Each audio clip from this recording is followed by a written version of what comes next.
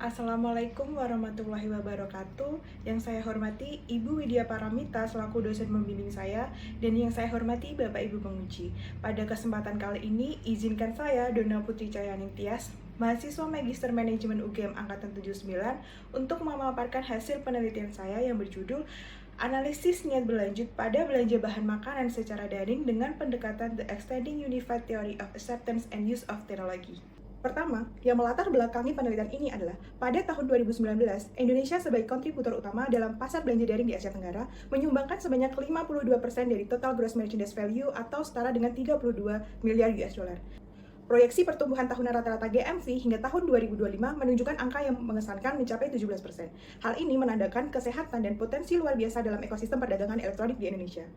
Perubahan perilaku konsumen yang terutama dipengaruhi oleh pandemi COVID-19 menjadi tren yang semakin menarik. Kasus pertama COVID di Indonesia dilaporkan pada Maret 2020 dan secara signifikan mempengaruhi cara orang memenuhi kebutuhan belanja bahan makanan mereka.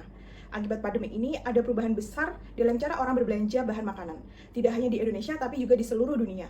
Data 2020 oleh Google Temasek menunjukkan bahwa terdapat 47% dari pembeli bahan makanan secara daring adalah pengguna baru atau biasa disebut sebagai pengadopsi paksa. Ini menunjukkan respon yang besar dari konsumen terhadap perubahan sosial dan ekonomi akibat adanya pandemi. Reaksi dari Asian Institute of Grocery Distribution menunjukkan bahwa nilai pasar belanja bahan makanan secara daring diperkirakan akan tumbuh hingga 198%. Yang tadinya hanya sebesar 99 miliar US dollar pada tahun 2019 akan mengalami kenaikan yang sangat signifikan mencapai 295 miliar US dollar pada tahun 2023. Meskipun mengalami pertumbuhan yang sangat positif, perlu diketahui, ternyata tingkat penetrasi belanja bahan makanan di Indonesia masih tergolong rendah jika dibandingkan dengan negara tetangga seperti Tiongkok. Selain itu, berdasarkan data yang dikeluarkan oleh firma global LIK Consultant, belanja bahan makanan secara daring merupakan kategori dengan penetrasi terendah dibandingkan dengan kategori lain seperti elektronik dan fashion. Masih ada peluang besar untuk pasar ini tumbuh ke depannya, melihat kondisi tingkat penetrasi penggunaan internet di Indonesia pada awal 2022 mencapai 73%, dan 88,1% dari pengguna internet di Indonesia sudah memanfaatkan belanja daring. Pandemi tidak hanya mengubah cara orang berbelanja, tetapi juga mendorong pertumbuhan yang besar dalam perdagangan elektronik, memberikan peluang dan tantangan baru bagi para pelaku di industri ini. Tren belanja bahan makanan secara daring masih menjadi pertanyaan. Apakah akan tetap bertahan setelah pandemi selesai ketika orang dengan mudah mengakses toko fisik? Survei dari Jakpat selama semester pertama di tahun 2022 mencatat bahwa sebagian besar responden, yaitu 83%, lebih memilih berbelanja bahan makanan di toko fisik, sementara sisanya 17% yang memilih belanja bahan makanan secara daring. Menariknya, penelitian dari Inmar di Amerika Serikat dan Mood Media di beberapa negara menunjukkan bahwa setelah vaksinasi dan pembatasan sosial dilonggarkan, mayoritas pembeli cenderung akan kembali ke toko fisik untuk membeli bahan makanan. Lebih lanjut, survei yang dilakukan Jakpat pada Juni 2022 dengan 2.000 responden menemukan bahwa hanya 13,65% dari mereka yang memenuhi kebutuhan rumah tangga dengan berbelanja bahan makan secara online. Yang lain lebih memilih ke supermarket, swalayan, toko kelontong, dan lain sebagainya. Bata JJ pada 2001 menekankan bahwa mendorong adopsi awal itu penting untuk keberhasilan sebuah teknologi informasi, dan penggunaan berkelanjutan menjadi kunci untuk kelangsungan dan keuntungan jangka panjang. Adanya faktor-faktor yang perlu diteliti seperti ekspektasi kinerja, ekspektasi usaha, pengaruh sosial, fasilitas pendukung, motivasi hedonisme, nilai harga, dan kebiasaan yang akan mempengaruhi niat berlanjut belanja bahan makanan secara daring.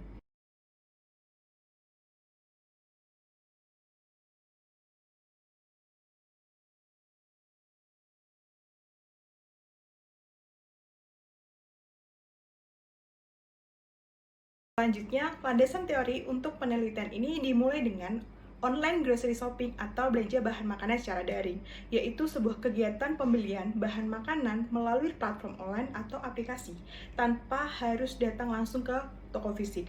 Konsumen dapat memesan makanan, produk segar, atau kebutuhan harian lainnya melalui situs web atau aplikasi, dan kemudian barang tersebut akan diantarkan ke rumah atau bisa diambil langsung ke tokonya. The Unified Theory of Acceptance and Use of Technology atau UTAUT adalah sebuah model yang dikembangkan oleh Venkatesh dan kawan-kawan untuk memahami dan menjelaskan penerimaan penggunaan teknologi oleh individu di sebuah organisasi. Teori ini mengintegrasikan berbagai teori penerimaan teknologi sebelumnya dan menyediakan model yang komprehensif untuk menjelaskan perilaku adopsi teknologi. UT mempertimbangkan faktor-faktor seperti ekspektasi kinerja, ekspektasi usaha, pengaruh sosial, dan berikut adalah hipotesis dan kerangka mempengaruhi bagaimana seseorang menerima dan menggunakan sebuah teknologi. Untuk UT 2, berikut adalah konsep dalam UT dengan memasukkan 3 konstruk dalam konteks konsumen, yaitu motivasi, hedonisme, nilai harga, dan kebiasaan. Selanjutnya adalah metode penelitian. Penelitian ini merupakan penelitian deskriptif kuantitatif. Metode pengumpulan data yaitu menggunakan survei kuesioner yang disebarkan melalui Google Form. Untuk instrumen penelitian menggunakan skala pengukuran Likert 5 poin dengan jumlah item pertanyaan 27. Jumlah sampel menurut Hersh et al. 2014 yaitu jumlah indikator dikali antara 5 hingga 10. Maka pada penelitian ini terdapat 27 indikator pertanyaan dikali dengan 10 sehingga menjadi 270 sampel. Pada penelitian ini menggunakan teknik sampling non-probability khususnya dengan menggunakan pendekatan purposive sampling dengan kriteria responden. Yang pertama, responden minimal 17 tahun, dan yang kedua, responden pernah berbelanja bahan makanan secara daring. Analisis data pada penelitian ini menggunakan Partial Least Square Structural Equation Model (PLSM) dengan menggunakan perangkat lunak Smart PLS. Ada 4 uji yang dilakukan pada penelitian ini. Yang pertama adalah uji outer model, kedua uji inner model, ketiga uji multikolineritas, dan keempat adalah uji hipotesis. Berikut adalah analisis data profil responden. Jumlah responden yang diperoleh adalah 299 dan 29 responden tidak memenuhi kriteria sehingga pada penelitian ini hanya menggunakan 270 data yang diolah. Berikut profil responden berdasarkan kategori jenis kelamin, usia, domisili, pengeluaran, platform yang digunakan, dan kategori produk yang dibeli. Hasil analisis selanjutnya yaitu statistik deskriptif. Tabel pertama, hasil statistik deskriptif pada penelitian ini diketahui bahwa seluruh variabel memiliki nilai rata-rata yang positif dan nilai standar deviasi yang mendekati 1, yang artinya bahwa responden setuju dengan pernyataan-pernyataan pada kuesioner dan data penelitian memiliki keberagaman sampel yang bervariasi. Hasil uji reliabilitas dilihat dari nilai Cron-Batch alpha dan composite reliability. Untuk masing-masing variabel melebihi ambang batas 0,7 sehingga dapat disimpulkan bahwa instrumen yang digunakan pada penelitian ini menunjukkan tingkat reliabilitas yang memadai dan menunjukkan konsistensi data yang baik. Tabel selanjutnya yaitu ada uji validitas konvergen. Uji validitas konvergen dilihat dari yang pertama adalah nilai overloading masing-masing indikator yang lebih besar dari 0,7 menunjukkan bahwa indikator dari setiap variabel dapat dijelaskan oleh konstruk yang diukur.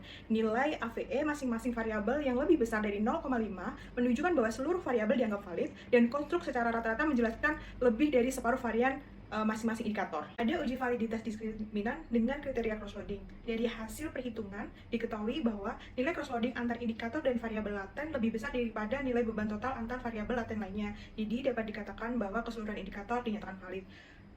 Validitas diskriminan kedua dengan kriteria Forel-Hacker juga dikatakan valid karena nilai akar kuadrat dari setiap konstruk AVE lebih besar dari korelasi tertingginya dengan konstruk lainnya. Hasil uji multikolineritas dapat dilihat bahwa keseluruhan indikator dinyatakan tidak ada masalah kolineritas, di mana nilai Variance Inflation Factor atau VIF kurang dari 5.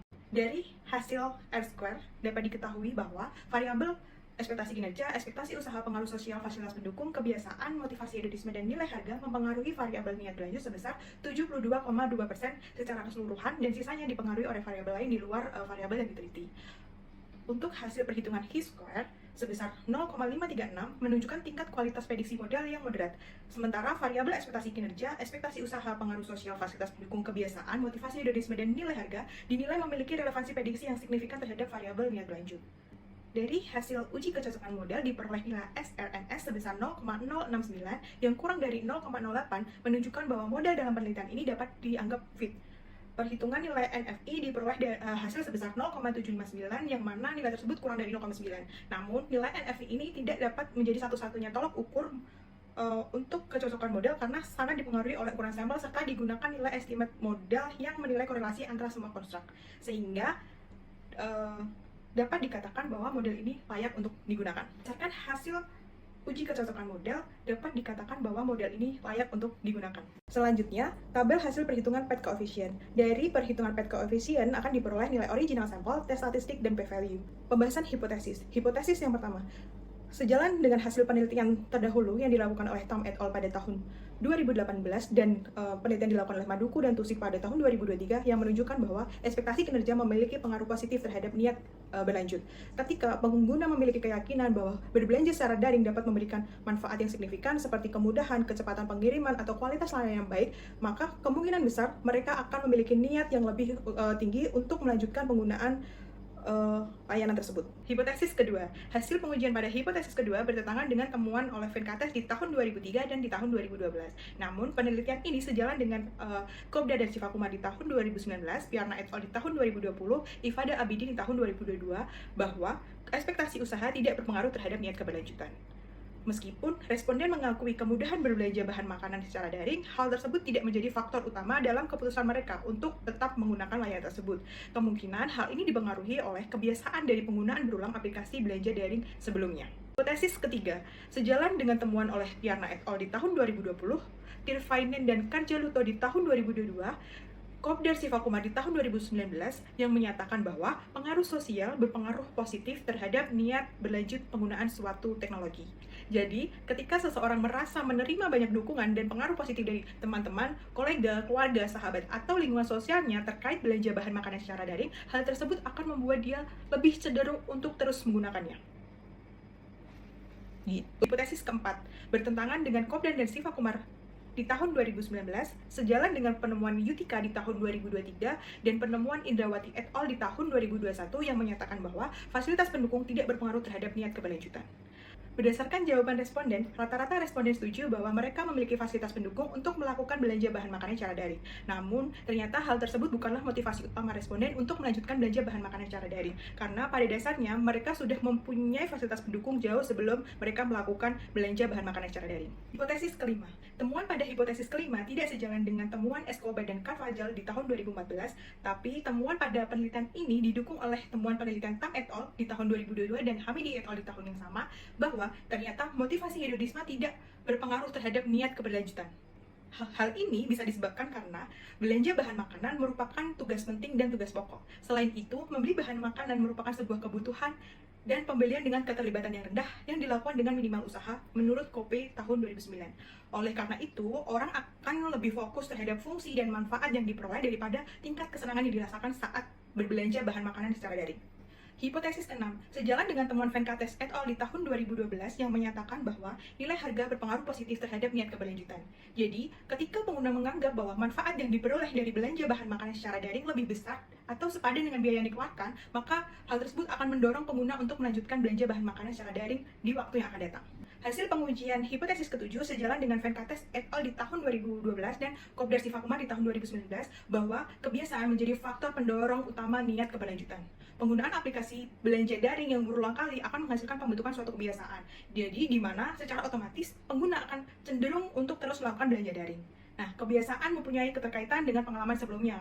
Dalam jangka waktu tertentu, kebiasaan menggunakan teknologi akan muncul yang pada gilirannya akan mempengaruhi keinginan untuk menggunakannya kembali teknologi tersebut. Dari hasil perhitungan dan pembahasan sebelumnya, di sini implikasi manajerial akan difokuskan kepada 4 variabel yang berpengaruh. Yang pertama adalah ekspektasi kinerja. Dari ekspektasi kinerja ini, ada 3 hal yang bisa saya rekomendasikan. Yang pertama, hal yang mungkin bisa dilakukan pelaku usaha adalah dengan menambahkan fungsionalitas dan fitur yang baru dan lebih baik. Tidak hanya sebagai aplikasi yang digunakan untuk belanja, tetapi pelaku usaha bisa menyediakan resep makanan beserta dengan bahan apa saja yang dibeli. Bisa dibilang adalah one click solution. Jadi sekali membuka aplikasi, pelanggan bisa melihat resep, tutorial, dan bahan apa yang harus dibeli.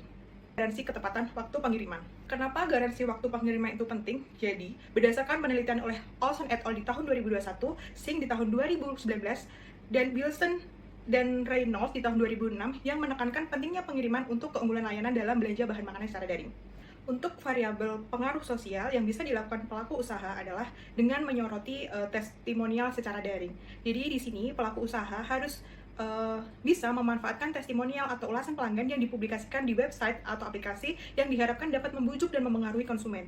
Karena menurut Kumar et al. Di tahun 2023, komentar daring masih dianggap oleh pengguna sebagai sumber informasi yang dapat diandalkan dan relevan yang dapat membantu mereka membuat keputusan yang cerdas. Selanjutnya adalah bekerjasama dengan KOL yang tepat. Menurut He dan Jin, tahun 2022, daya tarik KOL masih memainkan peran kunci dalam meningkatkan niat beli konsumen. Variabel terakhir adalah variabel kebiasaan. Para pelaku usaha harus bisa mempertahankan kebiasaan yang sudah terbentuk karena adanya pandemi yang kemarin hingga sekarang di pasca pandemi.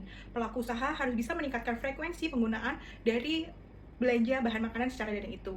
Nah, peningkatan frekuensi ini tuh bisa dari pemberitahuan penawaran menarik, diskon-diskon apa saja yang tersedia, atau voucher harian, notifikasi pengingat barang apa saja yang ada di keranjang, barang apa saja yang harus dia beli, dan program loyalty untuk mempertahankan konsumen. Sekian presentasi yang dapat saya sampaikan. Mohon maaf atas segala kekurangan. Semoga dapat memberikan manfaat. Terima kasih. Wassalamualaikum warahmatullahi wabarakatuh.